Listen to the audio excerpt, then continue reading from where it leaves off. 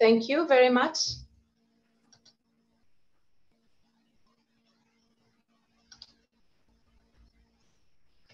Okay, so now I made it available for you to share your presentation. You should be able. All right.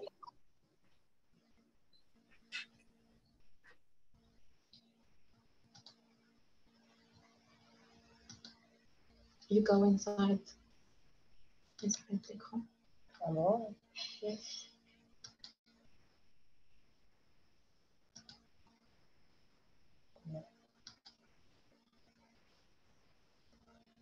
No, you share it from there. Okay, can you see the presentation? Yes. Is it all right?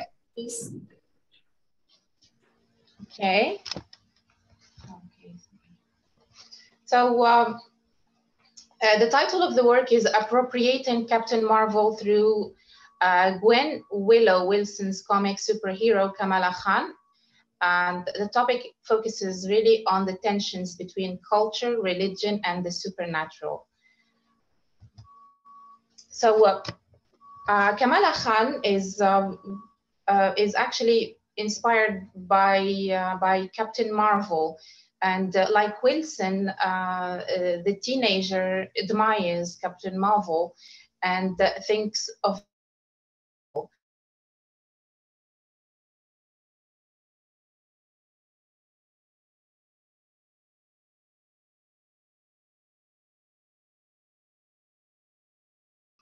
Islam in her graduation year. So Kamala Khan is a Pakistani-American teenager from New Jersey who already struggles to define herself in her high school community, which highlights her ethnicity, and also her conservative family that highlights her Americanness. So she is torn between these two identities, and Wilson adds to this struggle another dimension, which is the inhuman dimension. So the author also discovers her inhuman powers when Captain Black Bolt releases the Terrigen mist on Earth, and the transformation of there is a transformation of many latent superheroes, among them Kamala. So Kamala's, as you can see in the picture, her superpowers lie in her metamorphosis ability to change in size and shape. Okay. So as you can say, she's extending her limbs to fight her enemies. So Kamala is not really the first Muslim superhero, yet she is the very first headliner of a comic Marvel book. Culture and religion do not provide an exotic background only. They also decide on her life choices. So religion really is very important in her life. And the former headliners like Captain Marvel and Wonder Woman are both creations that tackled issues of gender equality, of sexuality, of race. Yet, you know, here Wilson adds another dimension, which is religion. Okay, it's very important, which made, excuse me, which the domain here is new actually. The domain of this. Yes, the domain of the female superhero is not really new. Yet what is new is, excuse me, the first generation Muslim artists, a superhero from the first generation Muslim community, okay? So the domain of the female superhero has been acquainted with, and so a second generation Muslim superhero would shock the audience, the contemporary readership, especially into change, and add unfamiliar audiences to the arts. So many new Muslim and ethnic readers have bought the comic book and watched the adapted series just because it centers on a female Muslim protagonist. First generation Muslim artists represent Muslim societies as repressive. their characters flee the east to the west because of political instability, and this political instability originates in the so-called patriarchal and violent religion of Islam.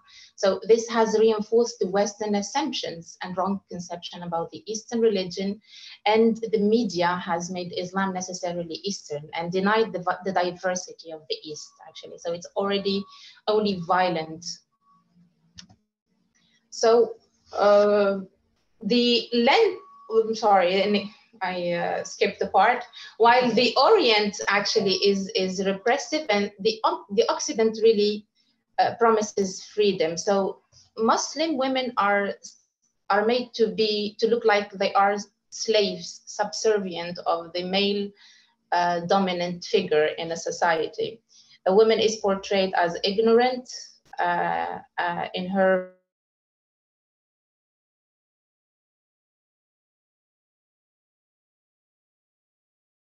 refuse to embrace the Western definition of freedom. What the former category of artists neglect is a group of Muslim adherents. These group of Muslim people, along with converts or reverts like Wilson, refuse to be identified as Western, or to seek the freedom as the Western defines it.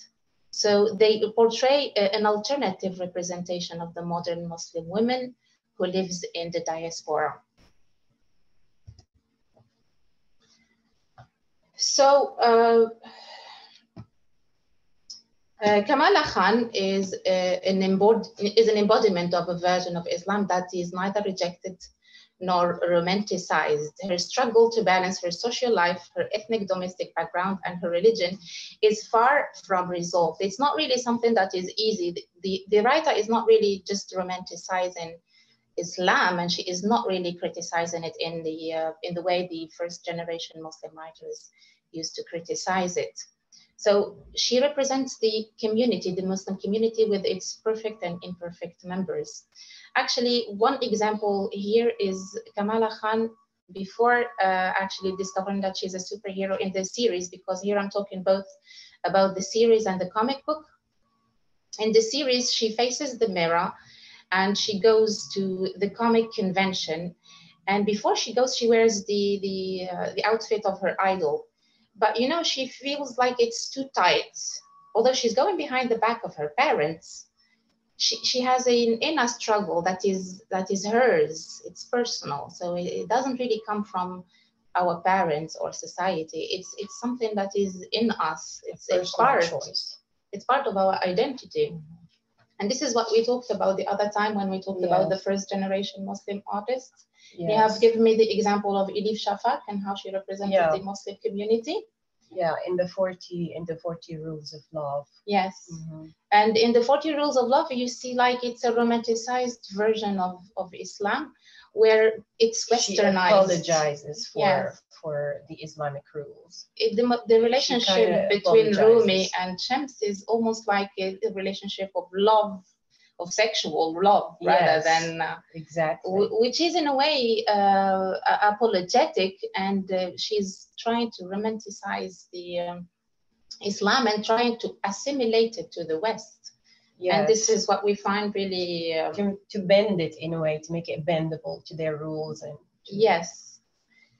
So Kamala is different. Actually, she goes to the comic convention and she feels like she doesn't really wearing something that is right for her identity. And so she picks a scarf and tries to cover her backside. And this is a struggle which is an inner struggle that is stemming from no society. So while Kamala appropriates Captain Marvel's costume at the end of the first season, in the comic book, she designs it herself. The costume represents her identity as first a Muslim, a superhero, and a Pakistani. So here you can see the outfit that she designs. We see that the length of the top is longer than what we usually say in comic characters. And we have also the scarf, also represents her culture. And we have the mask, which is linked to her identity as a superhero. Even the lightning bolt, although in the comic book the lightning bolt is borrowed from her idol, actually assimilated, but in the series it resembles a piece of her necklace, which is written in Arabic.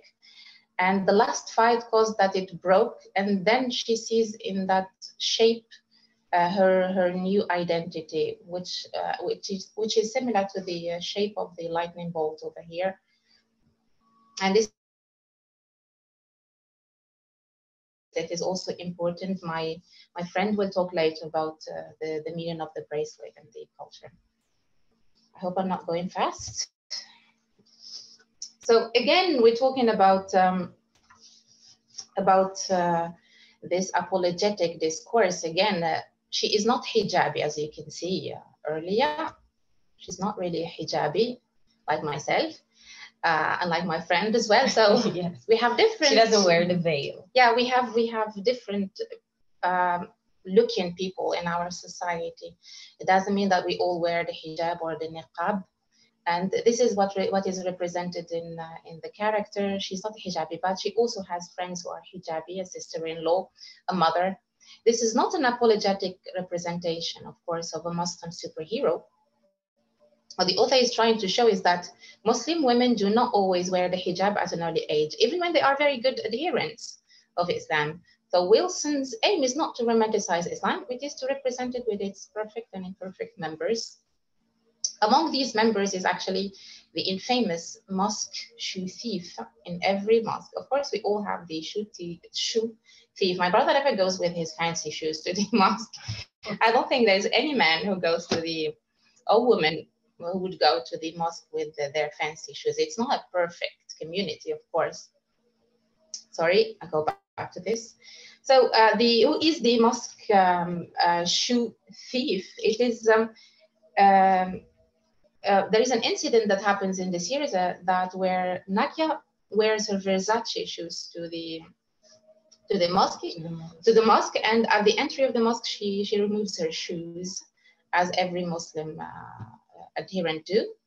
And so when she gets out, she sees that they are stolen. And there is a very comic comment that says, and the mosque shoe thief has struck again. So we, as a Westerner, of course, would see that this is really treacherous. But as a member of our community, we know that it's Nakia's fault. She's being really ridiculous to go with her expensive shoes. So these comments would add humor, actually, to the discourse, a humor that would soften these rigidity, these perspectives of rigidity about Islam. So the West has, while the incident, as I'm saying here in the slide, is confusing to a Western audience, it is humorous to a Muslim one. Indeed. Yes, this technique of familiarizing the Western audiences to the Muslim and Eastern traditions with the strategic addition of humor would reduce the stereotypes of rigidity and extremism that the West has against Islam and the East. So among these stereotypes is the role of power in the family. Of course, every Western reader, every Western audience know that the role of power in a family is actually the father or the brother. Actually, it's a male, okay? Excuse me, it's a male. So through former Western and first generation Muslims artists, it is, of course, this is what Western novels, books, artists represented through time. And this is also what first generation Muslim artists represented, also like Salman Rushdie and other figures of first generation Muslim writers and artists. It is well known that the masculine role, which is usually portrayed in a father and a brother, as I said, is the controlling one. This role underlines the prominence of men over women in a Muslim community. Yet the powerful figure in Kamala's family is her mother, Muniba. She is protective and loving to her daughter. Her obsessive upbringing method results from her fear of her daughter's unusual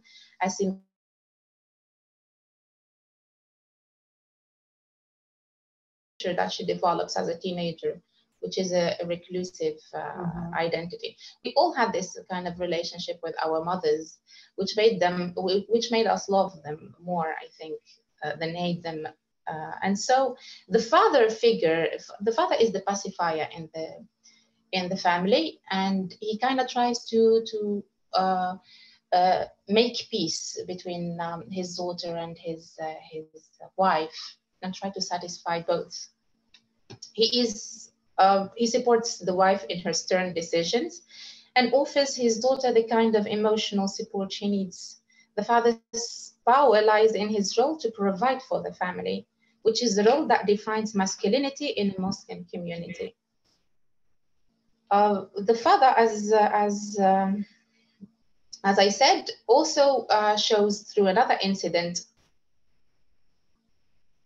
Yes, the father is forbidden. Yes. No, it's okay. We leave this slide. The father is, I was confused because of the slide. Yes, the slide is a bit. Yes. The father is also forbidden to eat sweets. And so he buys sweets behind his wife's back. Yes. And Kamala's friend helps him out. And the incident is quite humorous. There is another also incident which is humorous, which is the friend of Kamala, Nakia, also tries, because she wants to run for the mosque board, and she wants to be one of the leaders of the mosque. And so she wants to, for a great majority to vote for her, and she tries to convince Kamala's father to vote for her. She tells him that he should vote for her instead of his best friend, which he would actually, because he wouldn't really imagine a future where women are not as powerful, a future where his daughter, where his daughter would be also a part of. So she tries to trick him, to brainwash him into voting for her. And the incident is kind of humorous in the series. So these humorous incidents, which are really many, do not only correct the stereotypes of patriarchy in a community, but also provide, which is beyond the Western conception.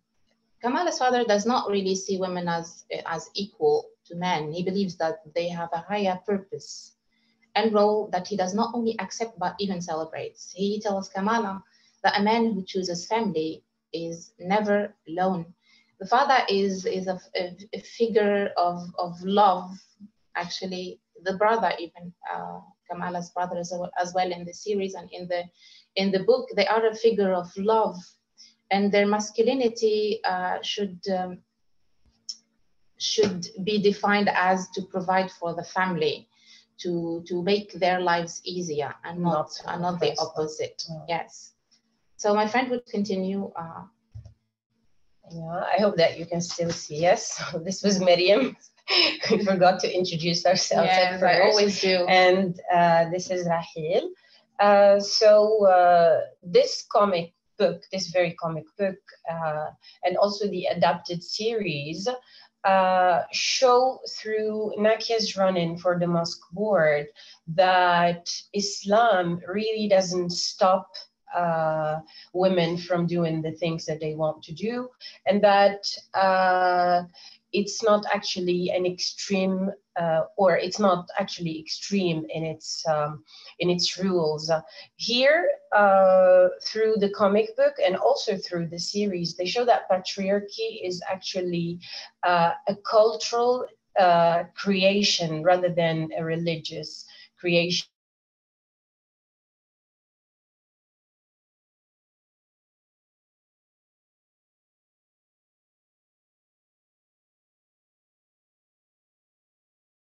As if the imam treats that as if it's something unusual and not something that is irreligious or something that is forbidden. So her candidacy is welcome, like is welcome. But it's not, the text doesn't say something against it. Yeah, it's not that the Quran or the text says something about that.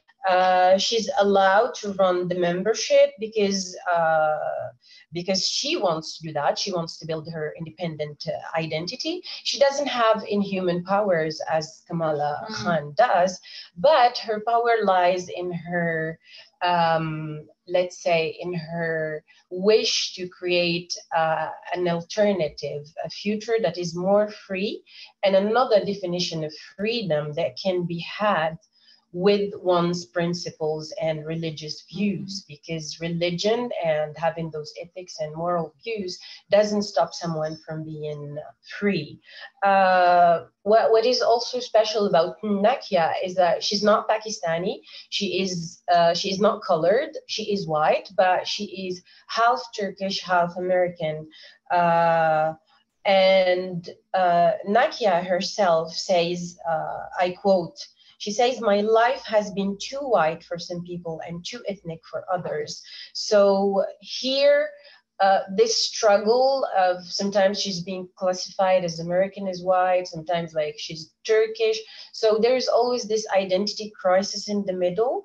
And also her active adherence to Islam and being an active Muslim and wanting to join the mosque places her and actually gives her a renewed identity, a refashioned identity that she creates. Here we have the book where we have the grandmother telling Kamala that she will adjust soon and that Pakistan is her home as well. So she says, I want to be at home. I want to feel at home, but she's never Pakistani and she's never American, because she's always too much of the two sides. So in America, she's too Pakistani. In Pakistan, she is too American, which makes it really hard for her to belong. And maybe what creates a break for Kamala from this unbelonging, from this struggle, from this identity struggle, is her supernatural element. Should I move to the other slide, I guess? Yes. The supernatural element. The religious as well. Yeah. And which, this is also what makes the series and the book special, because it is inspired from the Islamic theology and mythology, and they the writer includes the jinn, the inhuman side, the parallel universe, which is inhuman, which is invisible. So and there's this Terrigen mist of black bolt, which triggers through the mist, triggers this inhuman side. And so Kamala gets to turn into her jinn dimension, into this other dimension. And for those who are not familiar with jinns, they are some creatures that are invisible and mostly part of the Islamic culture. Since the world is, as I said, is parallel, and it belongs to the other dimension of jinns. Visible, since she has the power of jinns, but she's also visible. It's something that is part spiritual and part inherited from the ancestors, because her great grandmother was a former banished member from the group of jinn called the clandestines. And so clandestines, like we have Big C and high case. Yeah, high case, capital C and capital D, and the same word. So her grandmother named Aisha breaks away from this group, and she falls in love with a human. And so they create this ancestry of half jinns and half humans. And this is part also of the mythologies and the stories of that have the Muslim dimension to them, and mainly the jinns. And so this results in Kamala's powers, which also are triggered through the mist and also through the bracelet, which she inherits and she wears. And if you see the bracelet in the first picture, you see that it's more like an Oriental style, more like those jewelry that Pakistani women wear, and Indian as well, because this bracelet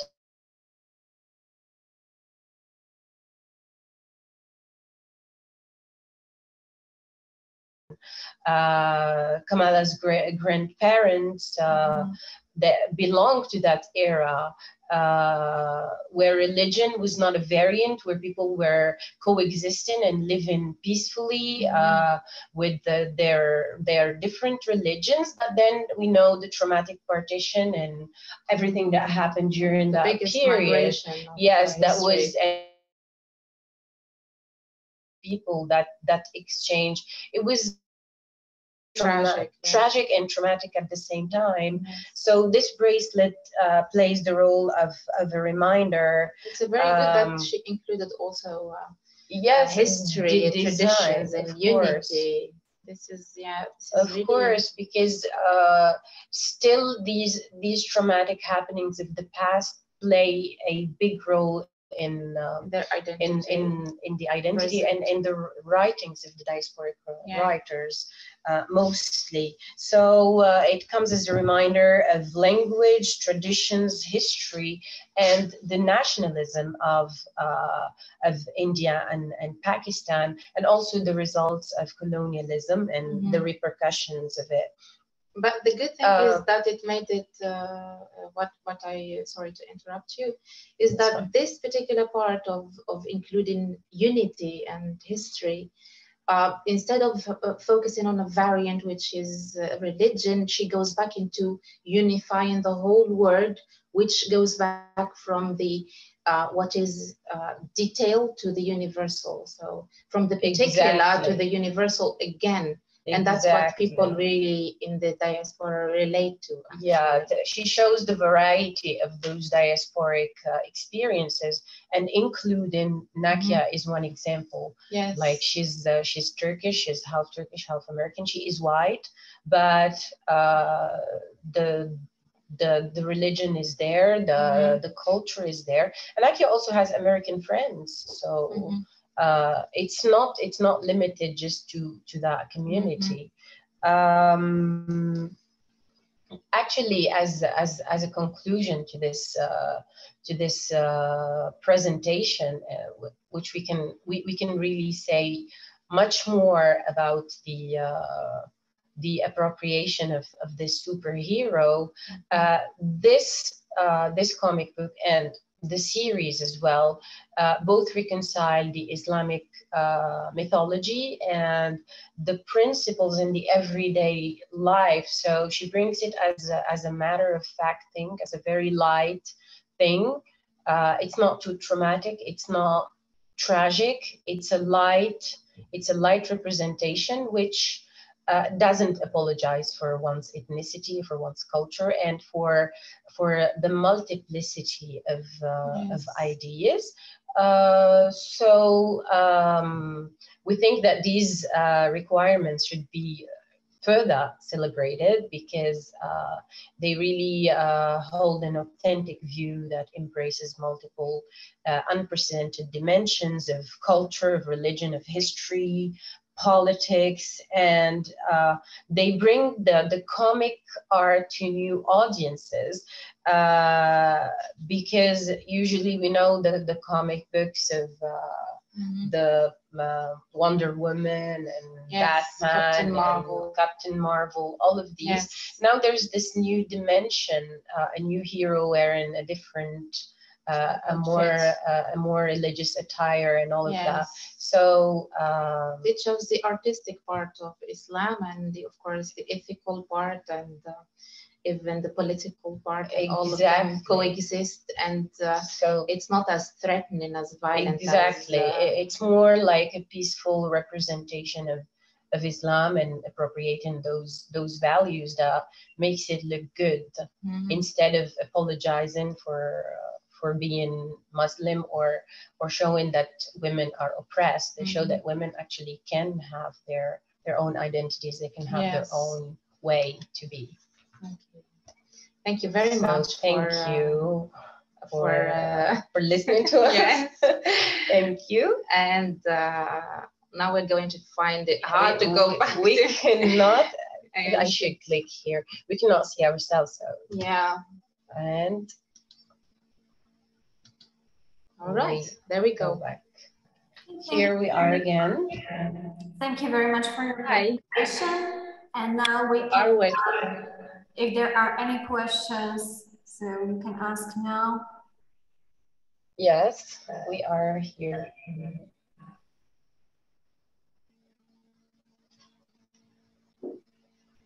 Thank you, Martina. Hello, Rasim.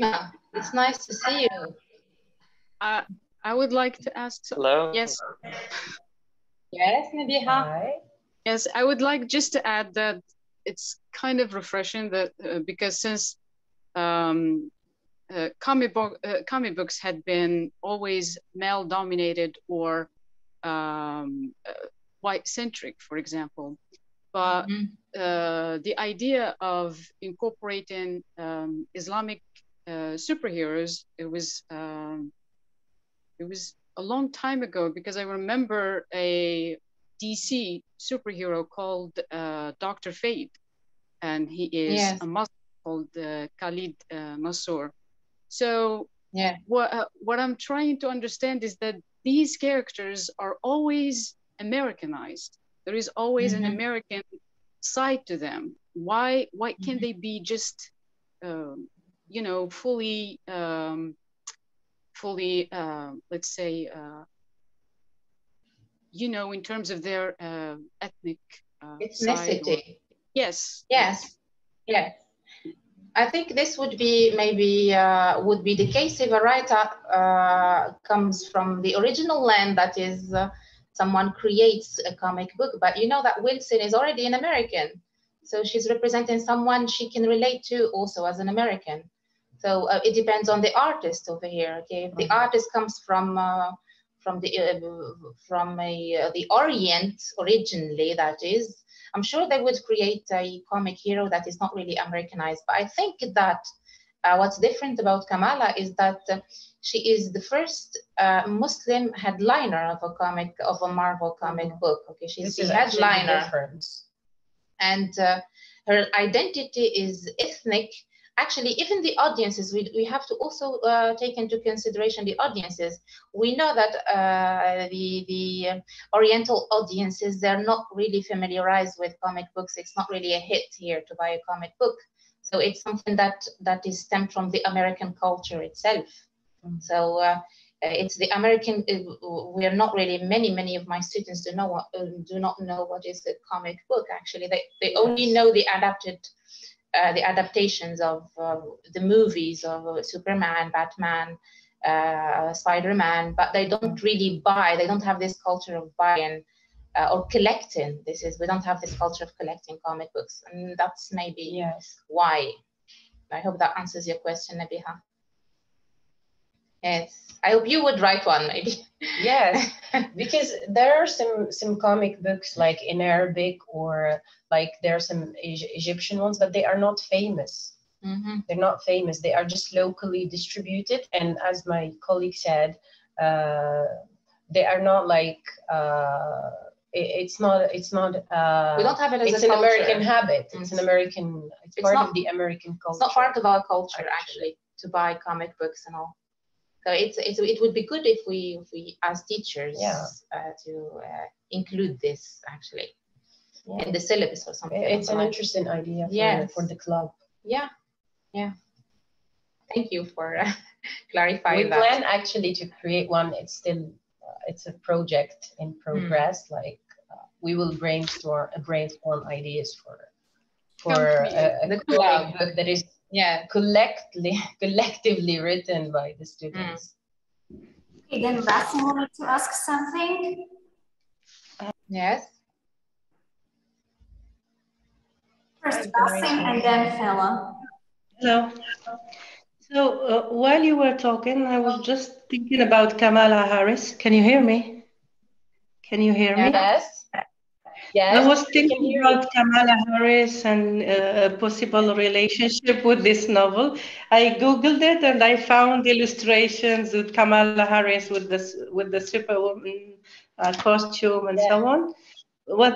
That was just a remark. I don't know if there are any studies about that. And a comment. Thank you for raising the important question of stereotypes and insisting that they are caused by cultural rather than religious reasons. Thank you very much. You're welcome. Thank you. Actually, the Kamala Harris and the comic, like making her wear like the costume of Wonder Woman during the election was part of the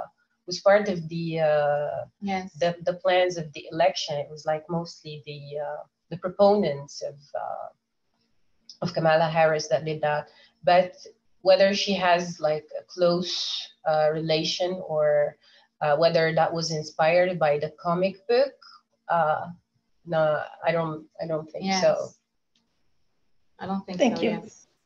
Thank you. Thank you, You're Fela. welcome. Thank you. Thank you. And Rasim? Yes.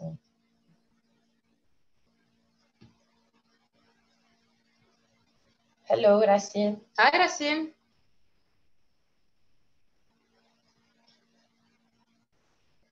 We cannot hear you at all.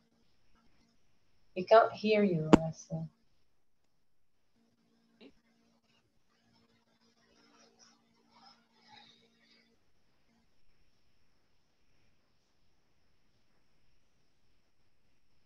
I cannot hear you at all. I'm sorry. We can see you talking, or we can Maybe if you remove. Hi. Hi, Rasim. Hi. Can you hear me now? Yes. Yes. First of all, thank you for this wonderful presentation. It's really refreshing, like Nabi has said. So my question is, so the first generation of Muslims, like you said, was portrayed differently from Kamala's generation. So do you believe that Muslims play a role in the, if I may say, the demonized image portrayed by the media or the West in general? Do you believe they play a major role in this image? And if yes, if so, what should they do, or do you propose anything? Thank you. Actually, yes, of course. First Muslim generation has reinforced, as I said, the beliefs of the West, the stereotypes of the West, and they kind of made the West only Muslim rather than diverse, as I said. And they did already something about it, because there is a new generation of Muslim writers. They are called the second generation Muslim writers. Among the many, actually, I worked actually on something before. Leila Abu Leila was one of these artists, and many others, and even converts like Wilson in this work of art. They tried to correct those stereotypes with using different artistic methods. And what I like about the comic book is that they also added humor, actually.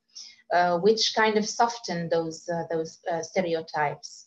And we can still do things about it, and many artists are doing things about it. Many activists are doing things about it, and showing the real identity of a Muslim adherent, rather than that is shown on the media, and which relates Islam to violence and rigidity, extremism. Yeah. And now, like those books by the second generation, and those corrective texts and discourses are more available, because in the past the light was mostly shed on what serves the media, on what serves the ideology that's going on. So now these comic books are available, the series are available everywhere. So the audience has more access to those different views, because in the past it was more like stereotypical, let's say, portrayals that usually make it and get published. Yes, and you can check many other Muslim writers, for second generation Muslim writers who started to correct these stereotypes. I hope that answers your question, Rasim. Not Wasim, Rasim. Rasim. Yes, it does. Thank you so very much. You're welcome, my dear. Thank you. Thank you for your question, Rasim.